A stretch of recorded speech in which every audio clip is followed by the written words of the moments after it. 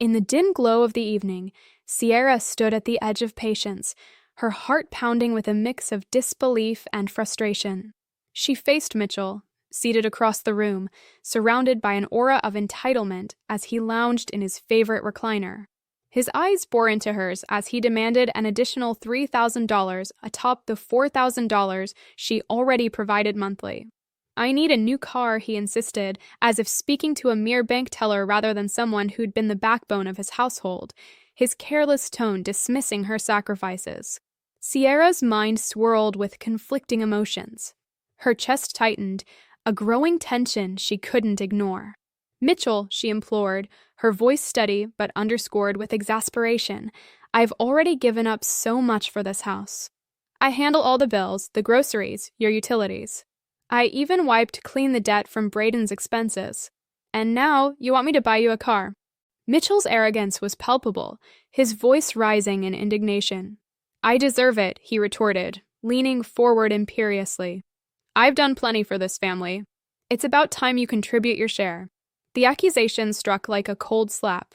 For too long, Sierra had borne the financial weight of the household, keeping it above water while her father-in-law, Mitchell, and her husband, Braden, saw her earnings as an endless stream to plunder. Every fiber in her resisted his unjust demands. "I'm not doing it," she said, her resolve solidifying as concrete. "You'll have to find another way." His visage twisted with fury, a vein pulsating ominously on his forehead. "You're just like your mother," he sneered, advancing towards her with a menacing air. "Always thinking you're superior." Before the words could register, Mitchell lunged, a brutal thrust sending Sierra reeling backward. Caught off balance, the floor seemed to vanish beneath her feet, and she was sent tumbling down the stairs. Pain seared through her body as she landed, her arm trapped awkwardly beneath her.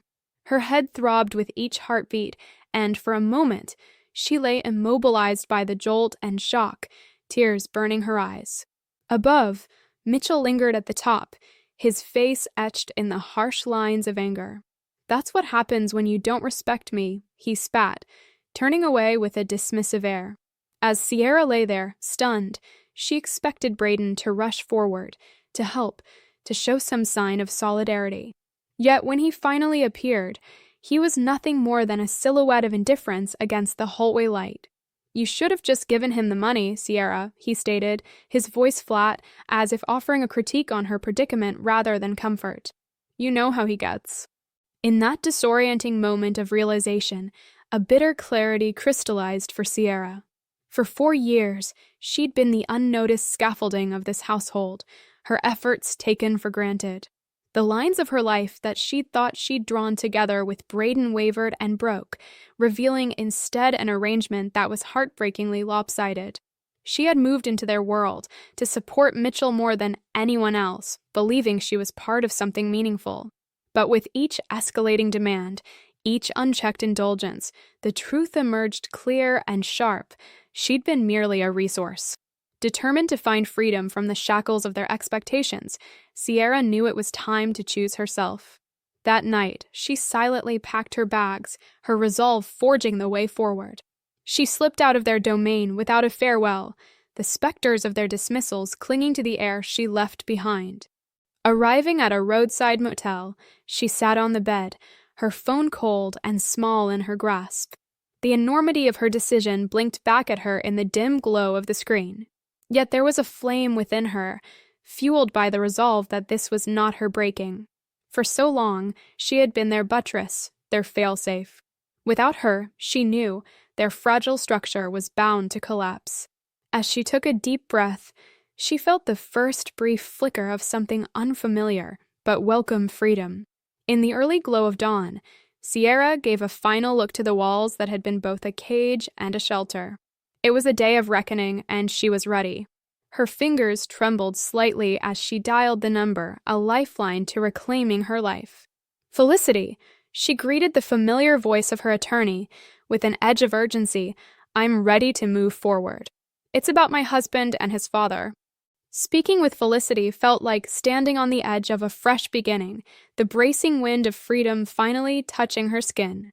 She narrated her story, a saga of overlooked sacrifices where every bill, every necessity for the past few years, was solely her burden. She recounted Mitchell's outrageous demand for car money and the terrifying incident that left her at the bottom of the staircase. "You've been supporting them entirely on your own?" Felicity's voice echoed back in disbelief, sharpening as she grasped the gravity. Sierra met her query with a resolute nod, feeling the weight of those lonely years. "Yes," she confirmed with newfound certainty. "Every single expense is on me. And yes, the house, it's all in my name." A slight smile danced on Felicity's lips, an all-knowing smile that spoke of justice on the horizon. "Then it's time we set things straight," she said. "You control what happens under that roof. We'll start with eviction notices." The thought of forcibly removing Braden and Mitchell brought a storm of emotions. Sierra battled guilt and satisfaction like conflicted tides. Kindness had been her companion, but that night on the stairs, she learned it held no sway over those who drained her. She spoke of the violent push again, the threat it posed, and Felicity promised to weave it into their legal strategy. "You're not just reclaiming your space," Felicity assured her. "You're demanding accountability." Days turned into a flurry of preparation. Together, they assembled a compelling case against the entitled duo. Bank statements, receipts, and texts painted a stark reality in black and white. Each piece of evidence confirmed years of self-doubt. The contributions she'd made were vast, while Braden and Mitchell offered nothing but their grievances. Felicity advised her repeatedly, document everything that happened on those stairs. "It's critical we show repeated threats to your well-being." The notion of safety washed over Sierra like a revelation she couldn't ignore anymore. She had often sidelined her own safety, both emotional and physical, blinded by the ease of prioritizing others' needs. But now was the time to fight for herself. In quiet solitude, she laid the foundation for a new life, securing a modest apartment near her work. She moved discreetly, carload by carload, ensuring her departure from those confining walls remained a secret. The house was now a battlefield of tension she navigated carefully, rarely crossing paths with Braden, who sank deeper into domestic inertia, oblivious to her fading presence, and Mitchell, still bitter about his unfulfilled demands. The legal trap was nearly set. Felicity crafted eviction papers that gave them a mere 30 days' notice to vacate and filed a civil lawsuit addressing the assault and financial exploitation. "They won't react kindly," Felicity warned, foreshadowing the storm of backlash that was inevitable. Yet, Sierra stood unflinching. "I'm prepared," she declared, determination ringing in her voice. Years of their dominance are over. Balancing the duality of her existence proved taxing. Her colleagues noted the shadow over her demeanor, but she brushed off their inquiries with ready excuses of stress and workload. She wore the facade of the dutiful wife and daughter-in-law while secretly fortifying her independence. At night, in the quiet of her new sanctuary, the silence would swell with the weight of past moments, anger and sorrow threatening to engulf her. Yet, as she lay beneath unfamiliar ceilings, she'd anchor her thoughts in the vision of a future unchained from their demands. Each heartbeat whispered a promise of strength, the echo of a life no longer beholden to others. The day of reckoning arrived with the calm promise of a revolution. Sierra stood in her driveway, her pulse like a drumbeat of anticipation in her veins. With her attorney, Felicity, by her side, she felt fortified by the steel resolve of the moment. As Felicity pressed the doorbell of the house Sierra had long funded, but never called home, the documents nestled under her arm felt like bricks of liberation. With the door creaking open, Mitchell's visage darkened immediately, his contempt of familiar coat he wore around her. "What's this about?" he growled, eyeing Felicity with suspicion. "Mr. Kane, you've been officially notified," Felicity announced, handing over the eviction and lawsuit papers. "You, along with your son, have 30 days to vacate and will face legal action for assault and financial exploitation." The words hit Mitchell like a cold gust. His cheeks bloomed a fiery red. He flipped through the pages, desperation etching furrows into his brow. "This is outrageous." "This is my house," he barked, clinging to denial like a life raft. But Sierra met his fury with calm conviction. "It's my house," she spoke, her voice unwavering. "And you're no longer a part of it." Just then, Braden appeared, stubbing sleep from his eyes and fumbling cluelessly at the papers shoved into his hands. "What's going on, Dad?" he murmured, still half dreaming. Mitchell's anger ricocheted through the room, passing confusion into Braden's calloused indifference. Sierra stepped forward, her gaze meeting Braden's. "This isn't a nightmare you can wake from, Braden." "It's happening." The air seemed to shift, consuming the disbelief etched on their faces. As Felicity prompted Sierra to retreat, she turned away, shedding the shackles that had bound her spirit for so long. From her car, parked discreetly opposite the house, Sierra observed the theater of absurdity playing out across the street. Felicity, a calm sentinel of justice, rang the bell again to deliver the legally final papers. Mitchell's reaction was explosive, escalating to visceral rage visible even from a distance. His fists trembled as he shouted, "This is impossible. I've built my life here." Felicity's reply was never less than composed. "Mr. Kane, this property remains Sierra's, not subject to prolonged arguments. Compliance is mandatory." Braden, emerging from behind Mitchell, pieced through the lawsuit with widening eyes. "Sierra," he stammered, struggling under the realization, "what is all this?" "This," Felicity proclaimed without hesitation, "is a $20,000 civil lawsuit for damages representing the physical, financial, and emotional trauma you have inflicted." With veins throbbing against his temples, Mitchell tore the papers, scattering them like broken promises. "You think this will frighten me?" he seethed. "This is a house for family. My house." Felicity maintained her calm, asserting, "A matter for the courts, Mr. Kane. The sheriff will soon oversee the completion of this process." As the door slammed with a finality that bounced the echoes of denial around the porch, Sierra watched Braden's resolve crumble behind his father's anger, understanding dawning that this was beyond reconciliation. For the first time, Braden realized that this was no mere dispute, it was the axis on which their world turned. Sierra's heart, no longer burdened by silent endurance, found solace in the echoing proof of her strength. She could finally see the horizon of her own making, bright with the promise of unclaimed possibilities. As the warm Californian sun lowered on the horizon, Sierra sat in her car, the weight of the moment wrapping around her like a comforting cloak. Felicity, her stalwart attorney, climbed into the passenger seat with purpose, her expression a mix of satisfaction and practicality. "They're steaming," Felicity noted with a serene smile, "but they won't try anything reckless. The sheriff will manage from here." Sierra exhaled deeply, her breath a cleansing tide rolling out. For too long, she'd been the one ensnared in a loop of concession, allowing their arrogance and disregard to drain her. But today was different. She held the reins of power now, a novel sensation, strange but intoxicatingly right. As they waited, Sierra allowed her mind to wander inside the house. She imagined Mitchell, her father-in-law, pacing aggressively, railing against the world's injustice.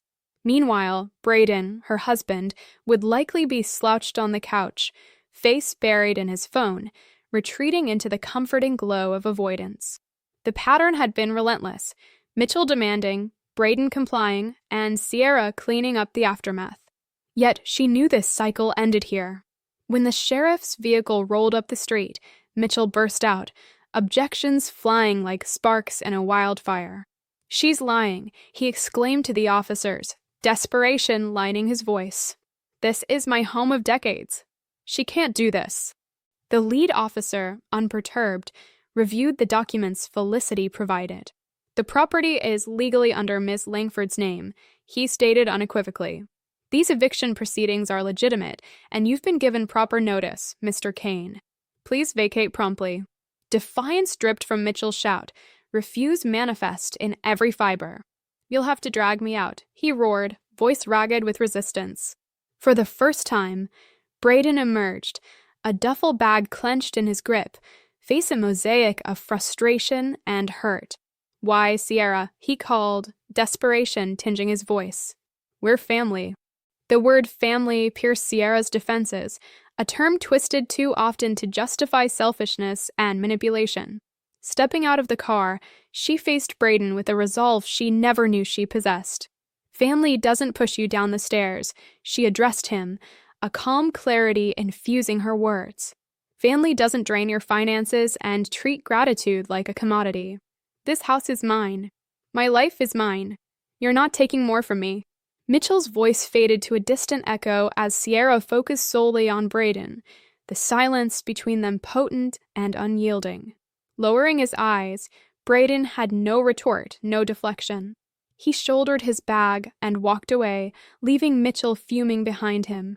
Officers moved Mitchell back inside to gather the remnants of his belongings, a final act. Beside Sierra, Felicity offered a steadying hand on her shoulder. "You did it," she whispered. "This chapter is closed."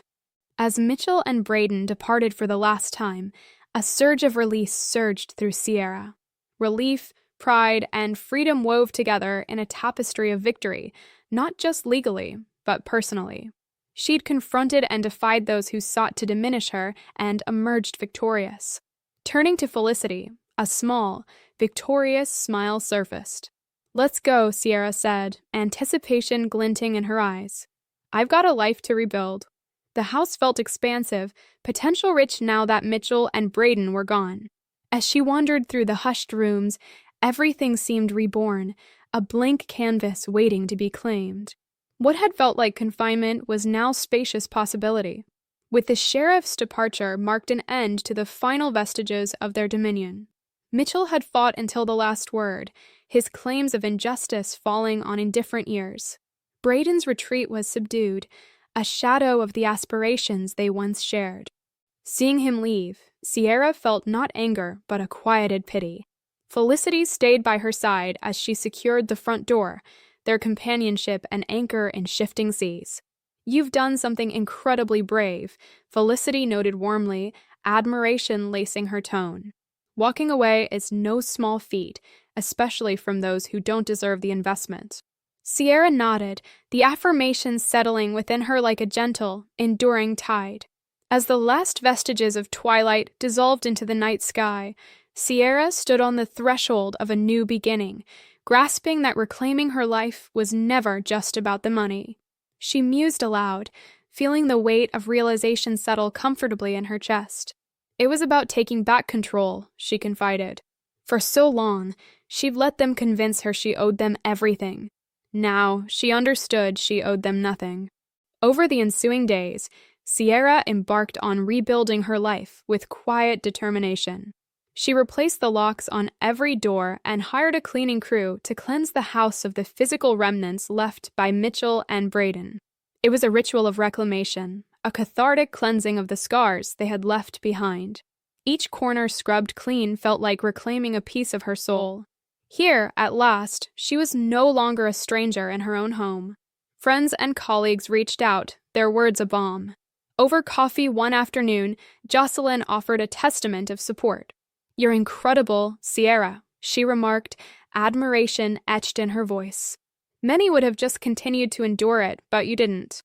Sierra reflected. "I just hit a breaking point.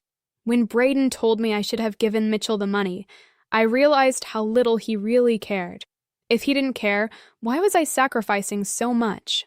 She saw understanding in Jocelyn's eyes. "It's hard to see when you're in it, but you're free now," her friend replied softly. Attempts by Mitchell and Braden to reestablish contact were met with silence. Sierra trusted Felicity's assurance that they had no legal recourse to dispute their expulsion. "You've already won," Felicity said confidently, and for the first time, Sierra felt truly untouchable. With newfound freedom, Sierra shifted her gaze toward the future, exploring fresh opportunities she had long deferred. She considered selling her house, a structure still echoing with their demands, planning to move somewhere untainted by painful memories. Sitting outside one evening, a soft breeze lifting strands of her hair, Sierra allowed herself to reflect on her journey. It wasn't easy, she admitted to the stars, twinkling like sentient witnesses in the darkening sky. Yet, Every challenge had unearthed in her a well of resilience she'd underestimated for too long. For the first time in years, her life was unfiltered, unshackled, and entirely her own. Months passed, and Sierra stood amidst the transformation of her world. The house, once a suffocating space shared with Mitchell and Braden, was now a sanctuary, every inch a testament to her ongoing renaissance. The decision to sell was freeing. Saying goodbye to that chapter felt like throwing open the shutters to a room long closed off. Felicity guided her through the legal intricacies, and the lawsuit against Mitchell progressed favorably, promising not just restitution, but accountability. In her new apartment, everything felt weightless, the air filled not with obligations, but possibilities. She practiced yoga, dusted off her painting supplies, and plotted a long-dreamt trip to a serene seaside town. She was no longer merely surviving, she was living. Her transformation was visible, too. The people in her life noticed. "You look so happy," Jocelyn observed over coffee, her tone light and approving. "Like you aren't carrying the world on your shoulders anymore." Sierra smiled, the expression reaching her eyes. "Because I'm not," she replied. Walking away wasn't surrender. It had been a courageous act, the bravest thing she'd ever done. Jocelyn raised her mug in a playful toast. "To brave new beginnings." "To never settling for less," Sierra added, clinking her cup. The echoes of Mitchell and Braden barely lingered now. Sierra stopped replaying past moments of fear, knowing she'd made the right choices. Their attempt to belittle her had only fortified her spirit. Apologies and explanations weren't necessary for her to move forward. Sierra had crafted a new existence, a vibrant one where they held no influence, a testament to her unyielding resolve. Under the blazing noon sun, Sierra felt an unfamiliar lightness, as if the universe had shifted ever so slightly into perfect alignment. The courtroom's final decree arrived, a definitive ruling that required Mitchell to pay damages. Sierra knew he'd never embrace accountability, but the legal victory offered a profound sense of closure, a formal recognition of her journey and the strength she'd found along the way. The day she passed the keys to her home's new owners was awash with emotion. Inside the hollow echo of the empty living room, shadows of past anguish crawled from the walls, but they lacked the power to snare her any longer. Anger, hurt, and betrayal lingered like fading echoes, but she stood immune, having reclaimed her autonomy and, with it, her sense of self. As Sierra stepped over the threshold, the closing of the door resonated with finality, a punctuation mark on a chapter long burdened by the weight of others. In its place, a sweeping horizon of possibilities stretched before her. The road seemed boundless, alive with paths yet to be explored, and for the first time in years, anticipation bubbled within her, eager to see where this newfound freedom might carry her. This wasn't merely the end of a chapter. It was the opening line of a story penned entirely in her own hand. Sierra embraced the future with an eager heart, knowing she was ready to write the pages of her life uninhibited by the past, a narrative crafted by her own dreams, resilience, and hope.